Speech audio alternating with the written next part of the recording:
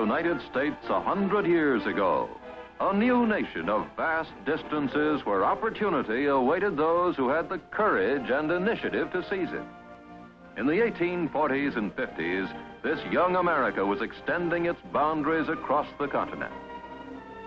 New lands were acquired, new territories were opened, new frontiers were established. No question of America's bigness in those early years. But that very bigness had in it the weakness that threatened the economic hopes of our young nation. What good were these new hopes that beckoned across almost endless stretches of land when our people could reach them only by travel on horseback or covered wagon trains across vast prairies? The rigors of stagecoach travel on washed-out trails, or the slow, tedious journeys down rivers and canals. As in every period of crisis in the economic growth of America, men of enterprise and foresight arose to meet the challenge. They built the railroads, a new form of transportation that saw shining rails supplant the tortuous trails of the wagon train, and engines of steam carry people and goods on a silver highway that was destined to lead America to industrial greatness. The railroad reached into every corner of the land. It provided a growing America with a spark to light the torch of progress. It was the dynamic force needed to transform a vigorous, sprawling country into a rich and powerful nation.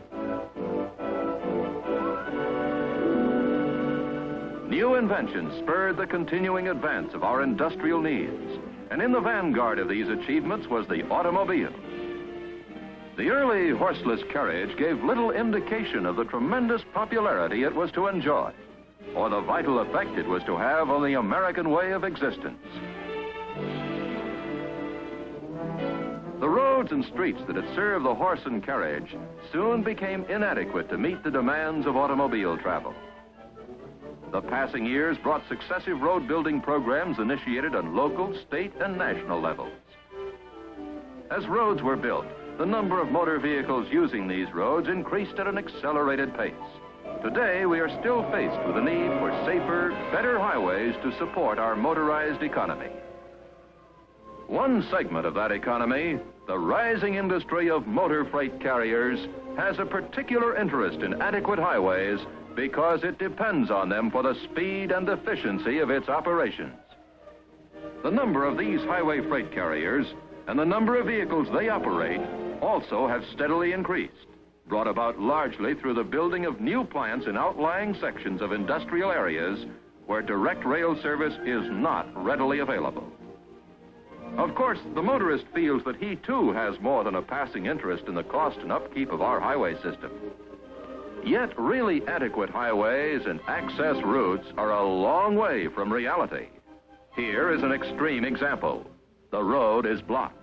Traffic is at a standstill. Here is another road, a railroad. One of its characteristics is excess capacity, the ability to take on more of the transportation load. Both railroad men and representatives of common carrier trucking companies believe our transportation system will benefit by putting trucks on that steel highway and carrying them between cities on railway flat cars. And what flat cars? Giant new 75-footers that carry 2 large trailers each. Yes, piggyback is what the railroad and progressive trucking companies are offering to the traffic manager with a job of transportation on his hands. And it isn't a new, untried idea. As long back as the last century, the Long Island Railroad brought in wagon loads of potatoes on flat cars. Look closely, and you'll see that the horses rode in boxcars on the same train. This new type of service soon spread to other railroads, and in the years that followed, piggyback transport received great impetus.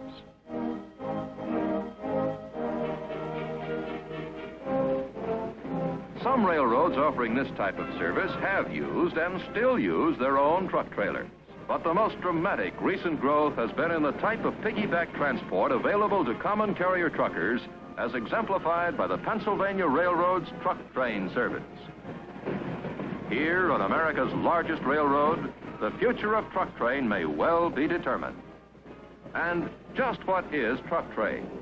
Well, for a first-hand look at this most recent step in the progress of American transportation, let's make the trip on a fast freight truck train. Our trip starts at the shipper's plant. This particular truck is carrying merchandise from Chicago to New York. The driver picks it up as per instructions, and after sealing the door of the van, he begins the journey across Chicago to the railroad yards in the south side of the city. The terminal point in Chicago, as in most large cities, is accessible from many different routes. This advantage enables the driver to use such roads and streets as are less likely to be congested with traffic.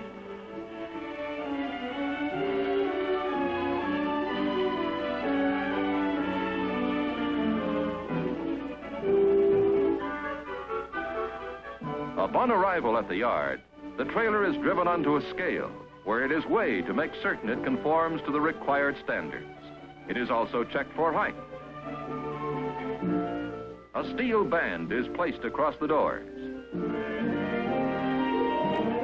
And while the driver checks the trailer in, the steel band is sealed in place.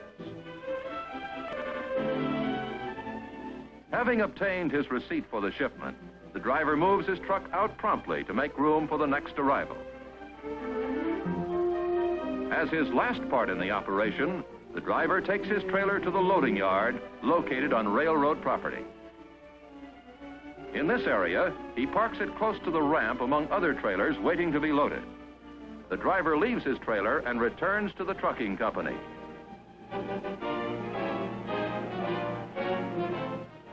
Flat cars are specially built for this service, each one large enough to hold 2 big trailers. Now, another driver hooks up to our trailer. He is a specialist in loading the trailer onto the flat cars and will place the trailer on the string of cars assigned to carry it to its destination.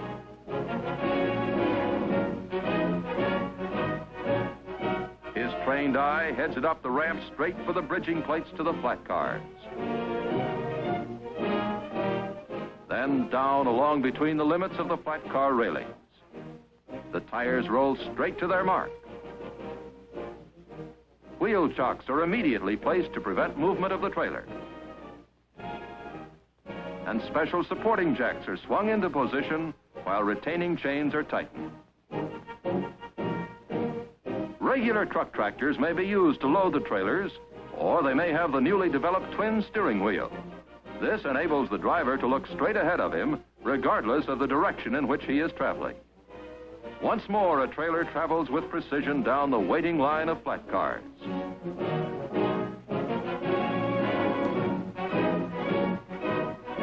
The hook of a retaining chain firmly grips the heavy guardrail as other wheel chocks slide snugly to the tires.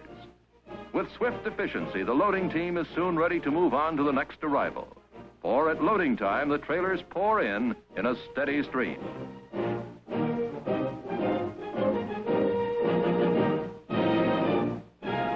Before the train departs from the loading track, every trailer is examined to make sure it is securely in place.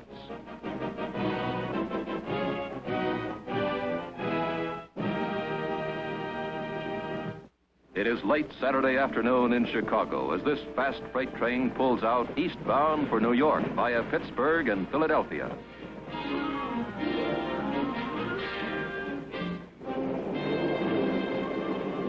Out of Chicago through the night, rolling across Indiana, and then into Ohio and across Pennsylvania, headed for Pittsburgh, Philadelphia, and New York. Clear track ahead on its own all-weather roadway.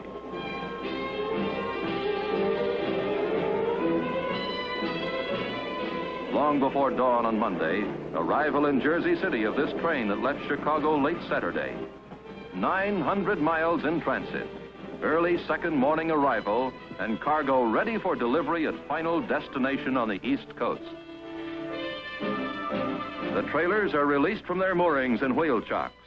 Away they go to their various delivery points in New York and other cities. Let's follow ours on the last lap of its journey.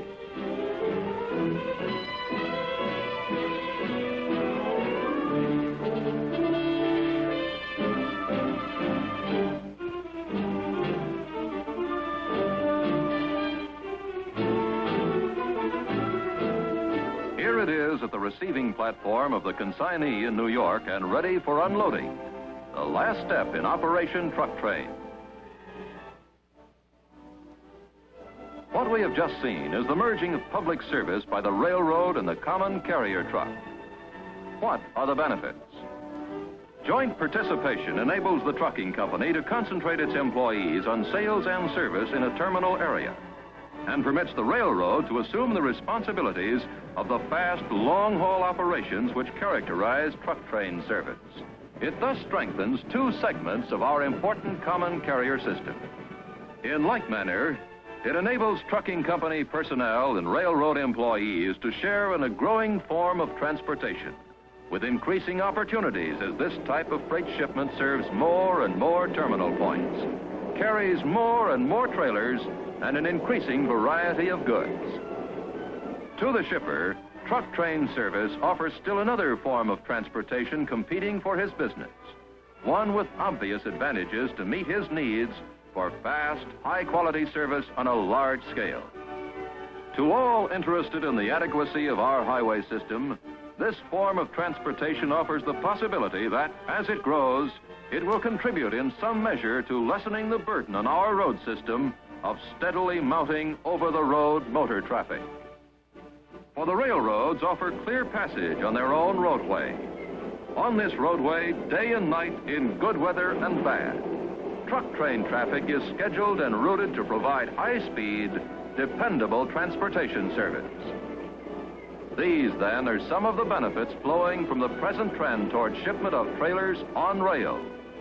Benefits that will become even greater as this new type of freight transport develops in range and scope.